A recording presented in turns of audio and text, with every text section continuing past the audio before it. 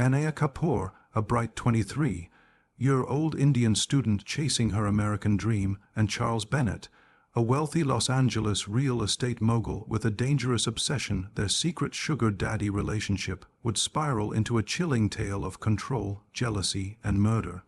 Anaya Kapoor had always been the pride of her family back in Delhi. She had grown up in a modest neighborhood, the eldest daughter of a schoolteacher and a bank clerk, both of whom had worked tirelessly to provide her with the best education possible. Her acceptance into a prestigious business program in Los Angeles was more than just a personal achievement. It was the culmination of years of sacrifice. When she boarded her flight to the United States, she carried with her the weight of her parents' expectations and her own hopes for a brighter future. At first, Los Angeles felt like a dream. The sprawling city, the palm-lined streets, and the constant hum of ambition were intoxicating. She threw herself into her studies, attending lectures, networking with classmates, and trying to adapt to the unfamiliar culture. But the reality of living abroad quickly began to chip away at her enthusiasm. The rent for her small apartment was astronomical, tuition fees were relentless, and her part-time job at a cafe barely covered groceries. She found herself counting every dollar, skipping meals, and lying to her parents about how well she was managing. It was during one particularly desperate evening, while scrolling through job boards on her laptop, that she stumbled upon an ad that seemed almost too strange to be real. The description was vague, exclusive companionship, generous benefits, and promised high earnings with minimal time commitment. Curiosity led her to a private dating website designed for arrangements between young women and wealthy older men. At first, she dismissed the idea. It felt risky, maybe even dangerous. But as the weeks passed and her bills stacked higher, the temptation grew harder to ignore. She read through dozens of profiles, each one belonging to a man flaunting pictures of luxury cars, ocean view condos, and exotic vacations. They weren't hiding what they wanted, and they weren't shy about what they were willing to give in return. That was when she saw Charles Bennett's profile. His photos showed a tall, sharply dressed man with graying hair and an expensive smile. The bio was polished and direct, a successful real estate investor seeking a charming, intelligent young woman to share life's finer experiences. His messages were confident, his tone warm yet calculated.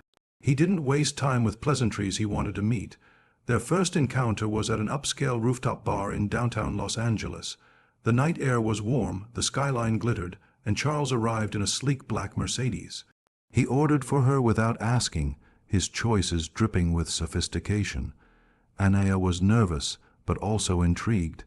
He listened intently when she spoke about her studies and her dreams, and he seemed genuinely impressed by her ambition.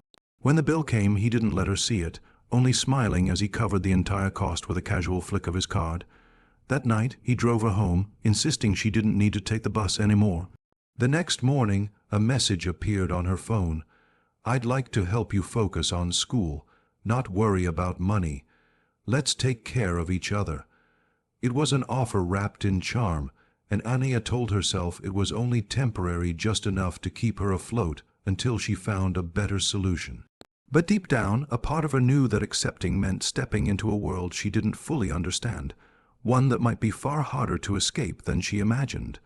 Charles wasted no time in weaving Anaya deeper into his world. Within weeks of their first meeting, her life began to change in ways she had never imagined. Expensive handbags appeared in her apartment, gifted without warning. Dinner invitations became a nightly routine, always at the most exclusive restaurants in the city. He introduced her to a lifestyle she had only ever seen in films: private wine tastings, designer boutiques, and weekend trips to Malibu, where they stayed in oceanfront villas with infinity pools. The arrangement was straightforward on paper, but Charles's attention came with invisible strings that tightened slowly, almost imperceptibly at first. In the beginning, it felt exciting. Anaya's financial worries eased, and the constant anxiety that had weighed on her for months began to lift. She no longer had to ration her groceries or work late, night cafe shifts. For the first time since arriving in Los Angeles, She could focus on her classes without worrying about overdue bills. She convinced herself that she was still in control, that she could walk away if things became uncomfortable. But Charles had a way of blurring the lines between generosity and possession. He began insisting on picking her up from campus after lectures, claiming it was safer than her walking or taking the bus. When she mentioned going out with friends, he would ask who they were, where they were meeting, and what time she would be home. His questions came under the guise of concern, but there was an edge in his tone, a quiet expectation that she would answer honestly and without hesitation. Over time, the gifts became less about surprising her and more about dictating her appearance. Dresses, shoes, and jewelry arrived with notes saying when and where she should wear them. He had opinions about her hair, her makeup, even the colors she chose. At first, Anaya laughed it off, telling herself it was harmless, but she began to notice how much of her life was now dictated by his preferences. The phone calls grew more frequent, and the pauses between his questions became shorter, as though he was waiting for her to slip up. The first real argument happened on a Friday night, when Anaya canceled dinner to study for an important exam. Charles's reaction startled her. His voice, usually calm and controlled, sharpened with irritation. He accused her of not appreciating what he did for her, of taking his generosity for granted. The next day, he arrived at her apartment with flowers and an apology, but the undertone of the conversation made it clear he expected her time to revolve around him. She began to notice small signs of his possessiveness escalating. He would scroll through her phone while she was in the shower, sometimes leaving it unlocked on a conversation she hadn't shown him. If she took too long to respond to his messages, he would send a string of question marks, followed by a phone call that she couldn't ignore. When she told herself she could still leave whenever she wanted, a quieter voice inside her began to wonder if that was really true. Each gift, each dinner, each weekend away was another link in a chain she hadn't realized was binding her so tightly. It started with a single photograph. Charles had been browsing Anaya's private Instagram account one afternoon, a privilege he had insisted upon after persuading her to let him follow her under the condition that he wouldn't comment on anything. She rarely posted, but this time a new picture caught his attention. It was of a cappuccino in a small cafe, the kind with intricate foam art taken from across the table. In the corner of the frame, barely visible, was the edge of a man's arm. The shirt cuff was neat, the skin tone a shade darker than his own. Charles zoomed in, studying it like a detective combing through evidence. Minutes later, he saw the name tagged in the caption, Rohan Mehta. Anaya had known Rohan since her first semester in Los Angeles. They had met during a group project and quickly bonded over their shared cultural background and struggles as international students. Rohan was warm, funny, and unassuming, a comforting presence in her otherwise complicated life. Their friendship had been a small pocket of normalcy, something she never shared with Charles because she knew his jealousy would turn it into a problem. That secrecy, however, was exactly what ignited Charles's obsession. That evening, Charles called her under the pretense of wanting to hear her voice, but there was a subtle shift in the way he spoke. Every question circled back to her day, who she had seen and where she had been. When she mentioned studying on campus, he pressed for specifics, asking which building, which room, and whether she had eaten alone. Anaya's responses were cautious, yet she could sense that he was fishing for something. She hung up feeling unsettled, but tried to push the conversation out of her mind. The next day, without her knowledge, Charles hired a private investigator. The man he chose was discreet and experienced, specializing in personal relationship surveillance. Within a week, Charles had photographs of Anaya and Rohan sitting at the cafe, walking together to the campus library, and laughing in the sunlight as though they shared some private joke. There was nothing romantic captured in the images, but to Charles, the sight of her smiling so freely at another man was a betrayal. From that point forward, his behavior escalated. He began showing up unexpectedly outside her classes, leaning casually against his car as though he had just been passing by. He installed a tracking app on her phone under the guise of keeping her safe in case of emergencies. When she stayed late at the library, His calls became relentless until she answered, his tone dripping with suspicion.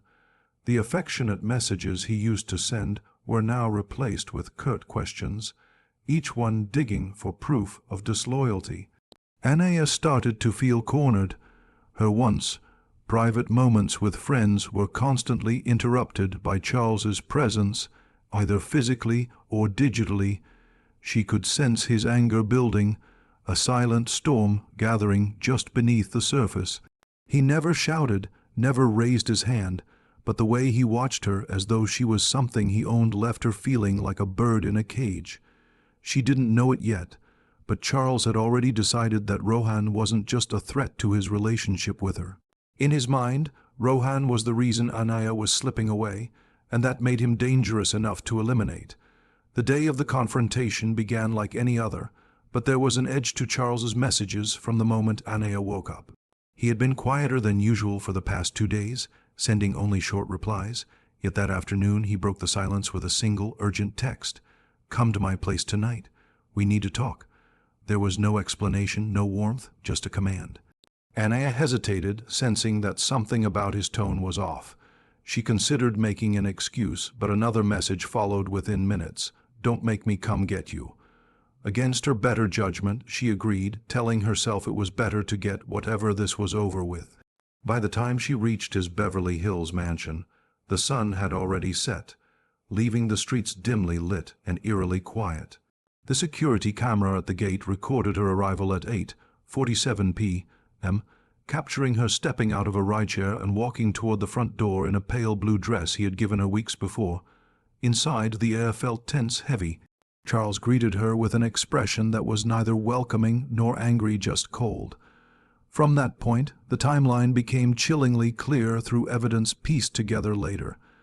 Neighbors would recall hearing raised voices shortly after she arrived. One described the sound as furious but controlled, like an argument that was on the edge of exploding. At 9:12 p.m., an interior motion sensor picked up movement in the hallway, followed by a sudden period of stillness. Investigators would later find signs of a struggle in the living room, a tip-over glass on the floor, a cushion with a faint smear of blood, and a strand of Anaya's hair clinging to the edge of the coffee table. What happened in those next minutes would never be fully known, but forensic evidence painted a grim picture.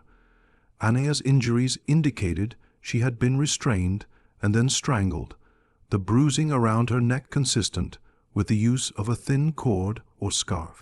There were no defensive wounds suggesting she had been overpowered too quickly to fight back. At 11:56 p.m., a camera across the street from the mansion recorded Charles dragging a large, heavy duffel bag to his car and loading it into the trunk. He was alone, wearing gloves and a dark jacket despite the mild night. When questioned later, he claimed it was old clothes for donation, but detectives noticed how careful he was not to let the bag touch the ground, as though its contents were fragile or incriminating. By the next morning, Charles was already crafting his alibi. He told anyone who asked that Anaya had left after they argued and that he hadn't seen her since. But his story began to unravel almost immediately. Her phone, purse, and keys were found inside the mansion, neatly placed on the kitchen counter. A half-empty coffee cup sat next to them, its contents still faintly warm when the police first searched the home. To investigators, it was clear she had never walked out that door. What they didn't yet know was where Charles had taken her and how far he was willing to go to keep that secret buried. 2 days after Anaya's disappearance, the search for her took a grim turn. Hikers exploring a remote trail into Panga State Park stumbled upon a weathered suitcase lying partially hidden beneath a cluster of dry brush. At first, they thought it was abandoned luggage, the kind often left behind by campers or tourists. But when one of them nudged it with his foot, the metallic zipper split slightly, releasing a foul, unmistakable odor. The group immediately called the police, who arrived within the hour and secured the scene. The suitcase was heavy, its handles frayed from the strain of what was inside. When it was unzipped, the officers were met with the horrifying sight of a young woman's body, carefully wrapped in black plastic and bound with duct tape. Forensic investigators moved quickly. Inside the suitcase, they found clothing that matched what Anaya had been wearing the night she was last seen, the pale blue dress Charles had gifted her. Her cause of death was confirmed as strangulation, and the bruising patterns on her neck indicated the use of a thin, cord-like object. There were faint abrasions on her wrists and ankles, suggesting she had been restrained before she was killed. The contents of the suitcase also included several fibers that didn't match her clothing, but were traced back to the plush carpet in Charles's living room. The breakthrough came when the security camera footage from a neighbor's house was reviewed. It showed Charles, late on the night of Anaya's disappearance, carrying a large duffel bag to his car and driving off in the direction of the canyon roads leading toward Topanga. The bag in the footage matched the one found in the park almost exactly, right down to the distinctive scuff on one corner. Investigators confronted Charles with the evidence, but he maintained his innocence, claiming he had dropped off the bag at a charity bin and had no idea how it ended up in the canyon. His calm, rehearsed tone only deepened the suspicion against him. Prosecutors built a timeline that was impossible to ignore. They argued that Charles had lured Anaya to his mansion under the guise of talking things out, killed her during a heated confrontation, and disposed of her body in an isolated area where he believed it would never be found. The tracking data from his phone placed him near Topanga State Park in the early hours of the morning, further cementing the case. The trial was swift but intense. Witnesses testified about Charles's controlling nature and his escalating jealousy. Former acquaintances revealed that this was not the first time he had exhibited dangerous possessiveness toward a younger partner. The jury deliberated for less than 2 days before finding him guilty of first-degree murder. He was sentenced to life in prison without the possibility of parole. For Anaya's friends and family, the verdict was a bitter comfort. Her parents flew from India to attend the sentencing, their grief etched into every line of their faces. They spoke quietly about the daughter they had sent abroad with dreams of success, never imagining she would return to them in a coffin. The case sent shockwaves through the Los Angeles student community, a sobering reminder that behind the glossy facade of wealth and luxury, darkness can thrive, and trust, once given to the wrong person, can become the deadliest mistake of all.